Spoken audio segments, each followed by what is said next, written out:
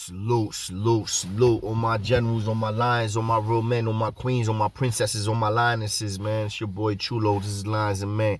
Y'all already know what it is. Hit the like, hit the share, hit the subscribe. Positive vibes, man. Positive vibes only. We're gonna switch it up right now. And I'm gonna talk about a topic that's important. It's important to me and it's important to other people also. Maybe to others more than to myself. Still in all, it's important, right? And that's recovery, right? You know, there's a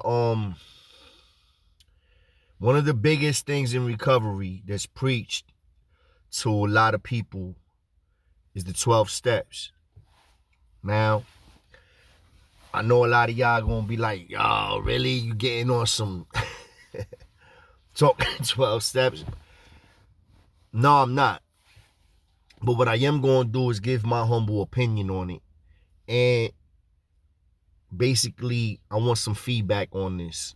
I know this ain't about the views right here. This is about me getting and gathering information from some of y'all because I'm pretty sure and confident enough to say that there's a decent percentage of certain individuals that follow my page that struggle with recovery, addiction, and so have I, so do I. You know, as y'all know, the bottle was a little bit too much for me, you know. Drinking and all that, that's something that was becoming chaotic in my life. And I was letting the alcohol dictate how I was living. And it wasn't a good look. I'll keep it a stack with y'all. As far as I'm concerned, when it came to my addiction problem, one of them, because I have many addictions, one of them was the alcoholism. And for me, you know, it led to a lot of isolation. It led to depression, anxiety, all of these things, right? Keep this in mind. I'm somebody that lived half his life in prison, from adolescence to adulthood. Yeah, I dealt with stress and all that here and there. A little anxious every now and then, depending on the situations, because the situations can be volatile at any given moment when you're in the Department of Corrections. You know, you never know what's going to happen the next day. So, I say that to say this. I ain't never, bro, like really was depressed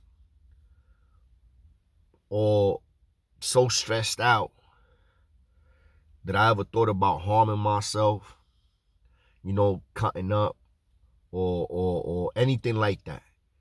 I never even really dealt with depression really at all. As crazy as it may seem, until I came home and years later down the road, you know, my drinking got out of control. And then I started getting depressed. It was weird. I started isolating.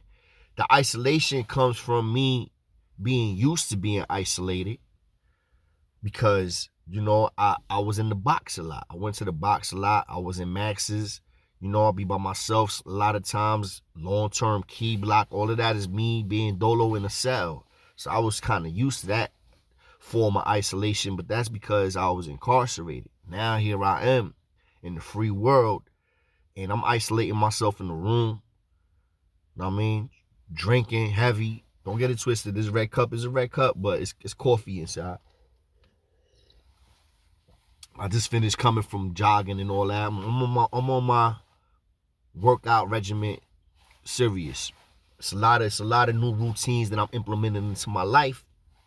And for anybody that's dealing with addiction and recovery, I feel that the best advice I could give any of y'all is the same thing that I'm doing myself that's helping me, which is eating right, exercising regularly, and reading. Any type of reading, whether it's entertainment or educational, is beneficial. And writing a lot of things down. I'm starting to do a lot of things that I used to do that I stopped doing when I was in prison now. And it's helping me. It's helping me stay sharp. It's helping me stay clean, bro. Now, don't get it twisted. I'm not an angel. Neither am I trying to be. I smoke bud still every now and then. For me, weed was never a gateway drug that'll lead to other drugs. I just wanted to get high on other stuff because I wanted to get high on other stuff. So that's keeping it a stack with y'all.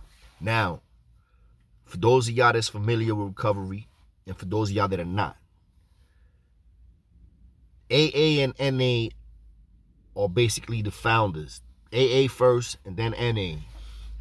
They basically both do 12 steps, and NA's a lot more literature and AA's a lot more sharing.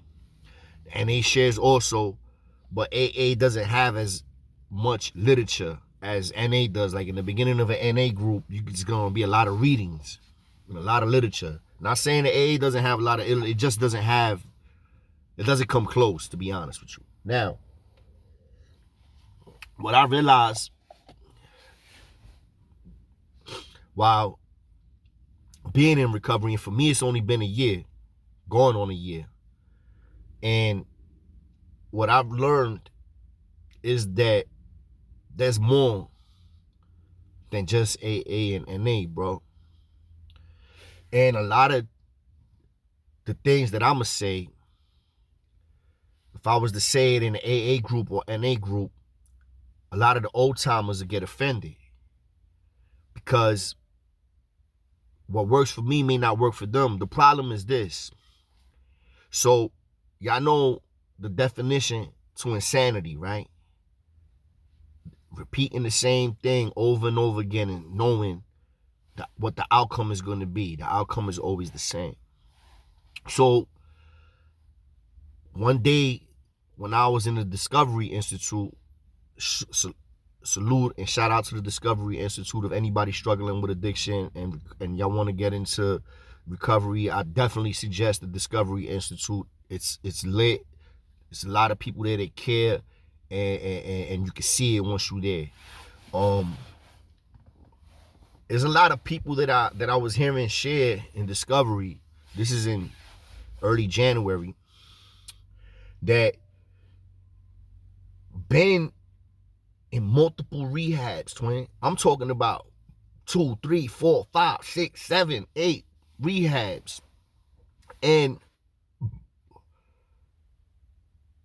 it was like they kept repeating the same cycle over and over and over again, and getting the same result over and over and over again. But they never would try nothing else, because it's taught to them and everybody that's in AA, NA, that that's the only thing that works. Let me tell y'all something. That is not true. Respectfully, man, it's just not true. A lot of it is self-will, willpower, willing yourself to accept certain things. See, you say this in the AA, NA group, again, a lot of the old timers, maybe some of them will be objective, but from what I've seen, they get defensive because nothing else worked for them. But my thing is this: just because it didn't work for you doesn't mean it can't work for that individual that's going on his 8th rehab and he's still trying the same shit. Can it be a possibility? Is it so much? Is it that hard to assume that maybe, possibly, AA, NA is just not for them? Maybe certain bits and pieces of it, but not the whole enchilada, so to speak. I mean, if you're going to say that doing the same thing is insane when you know you're going to get the same result, doesn't that apply to people that are continuously trying to devote themselves to AA, NA, saying that they want help, need help, but they deep down inside know what the same result is going to be? Think about that. I want pushback. I want y'all to push back on what I'm saying.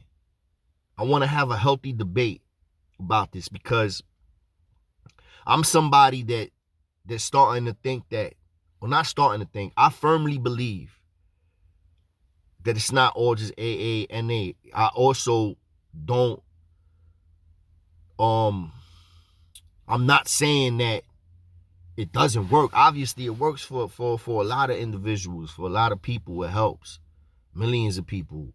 But so does smart recovery, something that I'm just learning about now.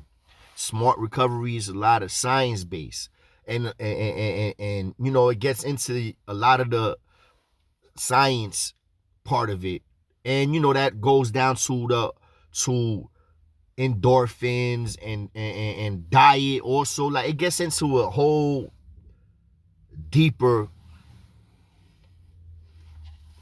aspect of recovery, right? That also helps for people, man.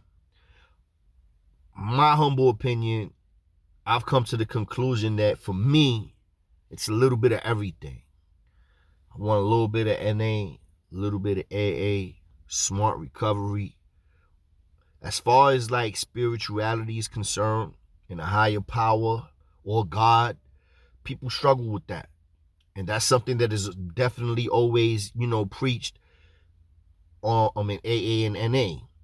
A higher power. That's the second, if I'm correct, that's the second step, right? Acknowledging something about the higher power, believing in a higher power greater than yourself. I struggle with that also, and what they say in NA and AA is that if you struggle with that, then your higher power could be the group, for an example. Just use the group that you in. Your higher power could be your moms. Your higher power could be your children, your wife, stuff like that, which is cool. That's fine. You know, they don't talk about willpower at all. Like, not that they think it's a bad thing, but you never hear about willpower at all. Willpower is a big thing. There's a lot of people that just have the will to do it. Just like willpower plays a big part in AA and NA, even though they don't say it, because it takes willpower in order for you to wholeheartedly embrace the 12 steps. That takes willpower, man, to do that. Because you just focusing on that, the 12 steps, that's it. It takes a lot for you to submit, surrender. Surrendering, man, it takes willpower for that too. So I'm big on willpower, man, because I feel that all of us, every single one of us, have the potential to tap into that willpower aspect and utilize it in a beneficial way to help keep and maintain your sobriety, twins. Real talk. This is why I'm going to school to be a counselor in substance abuse, addiction, and chemical dependency. I have a passion for it, bro. I come from the gutters just like a lot of y'all. Come from the slums just like a lot of y'all. I done did it and done it all. Maybe not literally, but y'all get the point. And now I'm paving a different path, man. I'm paving a different road. And I want all of y'all to follow the twin, man. I'm not gonna lead you in the wrong direction, man. Some people may just need AA or NA, right? Some people may need more. And we need to start letting people know in AA and NA that it's all right to need more than just AA or NA, man. Let's stop saying that it's just AA that's gonna work. This is AA started in the 1930s, if I'm correct, 40s. Like the big book and all that was from like the 40s, bro. You mean to tell me in 2023 there's nothing that we could adapt to utilize AA in the 12 steps, but at the same time acknowledge the fact that, yeah, in 2023 there's a lot of other things that we could implement into our lifestyle to help keep our sobriety, maintain our sobriety, you feel me? I know this one's a little different. I'm about to let y'all go, but this was definitely something that I wanted to address. And I want y'all to bring up any type of topics that y'all want me to touch up on. I'm still going to hit y'all with some of the histories of incarceration. Gangs in New York is going to be the next one. Because, you know, that's a culture that's still out there to this day. It may not just be all a bunch of Latin Kings and Bloods and Crips. There's a bunch of little subsets now out there. A bunch of dudes is just block boys, and they just throwing a title on they click and running with it. You know what I'm saying? Salute to everybody, man, that's in recovery. I'm here for y'all, man. Definitely. Hit the like, hit the share, hit the subscribe. And I'm going to have something else for y'all talking about the Hendrix house. This was a halfway house that I was in that is horrible. I do not recommend it to anybody. We need to put them out of business, or they need to change everything about it. But before I get into that, y'all already know what it is, man. Love y'all, man.